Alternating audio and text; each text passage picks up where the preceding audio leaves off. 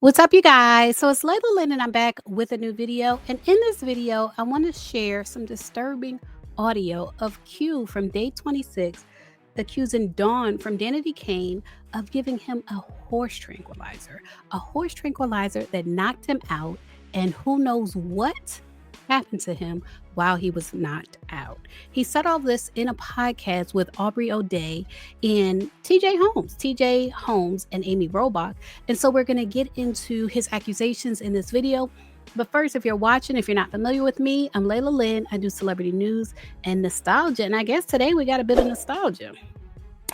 So the Neighborhood Talk shared this, and they said Q from day 26 says he believed Diddy tried to sacrifice him. Now, I know this sounds outrageous, but when it comes to Diddy, it's not outrageous. It's not outrageous. But he says he claims Dawn gave him an ecstasy pill from Diddy that made him pass out in 20 minutes. And he woke up screaming, surrounded by cameras. And he said it felt like someone was trying to hurt me or take me out. Now, we're going to listen to this audio, but I want y'all to keep in mind, I feel like he is only telling half the story. I feel like he's only telling half the story because him and the other members of Day 26, I remember seeing this interview with them, and they were talking about Diddy, and it was 5 grown men that all started crying. And it was at first him telling his story, so he was a little bit like weepy. But then the other guys, like, it ended with them all crying. And to see men cry publicly, it's like, you know, something happened. Something really deep happened. So let's get into this audio and hear what he had to say. Is for whatever we. This time, I was around Dirty Money for about a year while they were creating Last Train to Paris.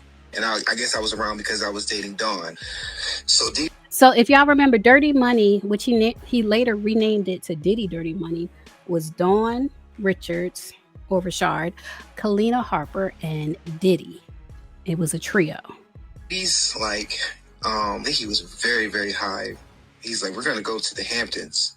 He was like, we're going to go stay the night there, and you guys want to come. And it felt very weird because this energy just felt so weird. You know what I mean? It was friendly high. You know what I'm saying? Like a friendly invitation to something. He wasn't usually like that? No, he's never invited all of us to one of his houses.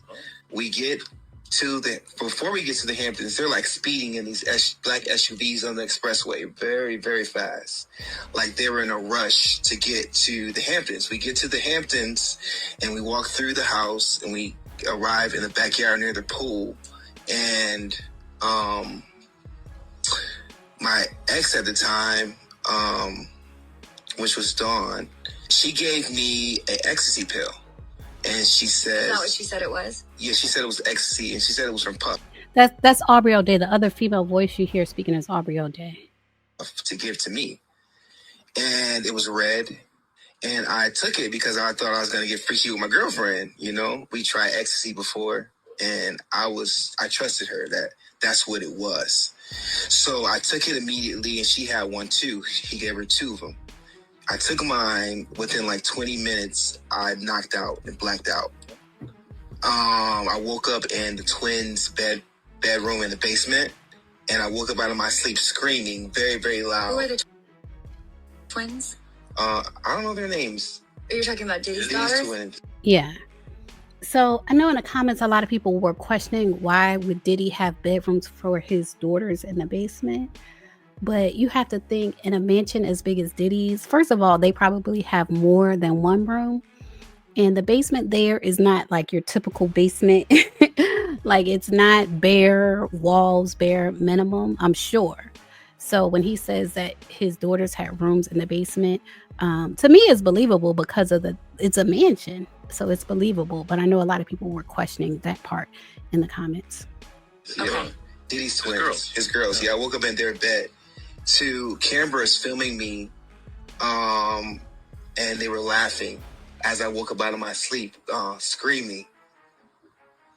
And it felt like... I'm not gonna cry. Okay. Yeah, every time. This is a grown man, and y'all know men, they kind of hold on to their emotions, like they don't cry easily. But every time he talks about Diddy, he starts crying. And so you hear him on the podcast, like holding back his tears. And that's why I say I feel like he's holding back half of the story, because for someone to allegedly knock him out with something he thought was ecstasy, but turned out to be a horse tranquilizer, to me, it feels like they SA'd him while he was out. That's what it sounds like. Take your time. It's okay. It's understandable that you're reliving this and emotion comes with it. There's just no way around it. So it felt very sacrificial. That's what I meant when I said I felt like they were trying to hurt me, or Diddy was trying to maybe sacrifice me that night. I didn't say when I went on Vlad TV, I didn't say anything about finding a sacrificial email. Hold on. What he's discussing in regards to Vlad TV is that's one of the interviews that the boys did. He had to leave gaps within that interview, and they decided to fill those gaps. It's kind of what I've experienced this past week. As you guys know, we started this out, and it was, we all have this intention to talk our way through to the end of this trial and hopefully see justice for whatever whatever is proven and whatever the jury decides. Even you had situations that were just made up out of nowhere. So did I last week. He was discussing one in which he couldn't say certain things because he's honoring a contract. And within that, people decided to fill in the blanks. So he discussed an email. He had tears. People put it together that he's crying over an email and what it basically tried to suggest that he's not a man and he's boo-hooing over an email. I know there are some details about the incident you described. Maybe you don't want to get into. And no, let's get it. So that's TJ Holmes. TJ Holmes and Amy Robot. But that's TJ Holmes talking now.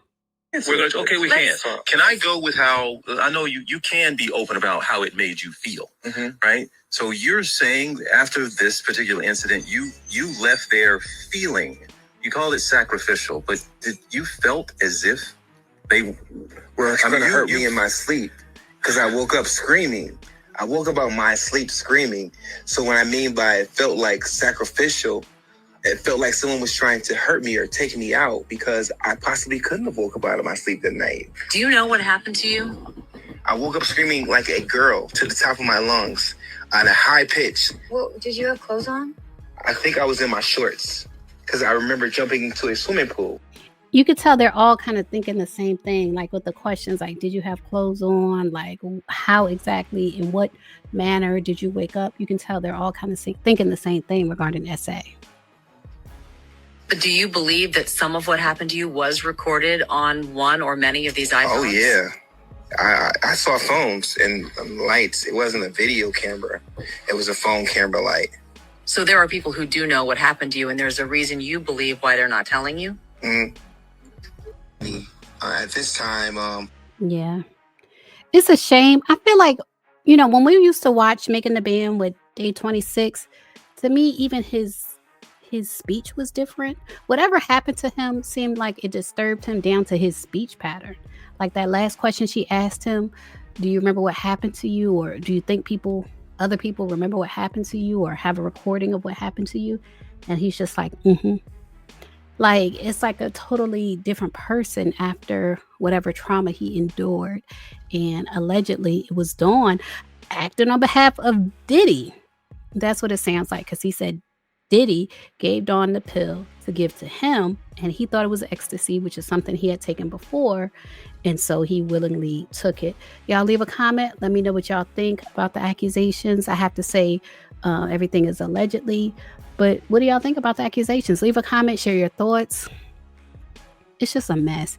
It's a whole mess to me. It's a whole mess, and I tend to believe what people are saying about Diddy. The people who have worked with and for Diddy, I tend to believe the accusations they're making. That's just my opinion.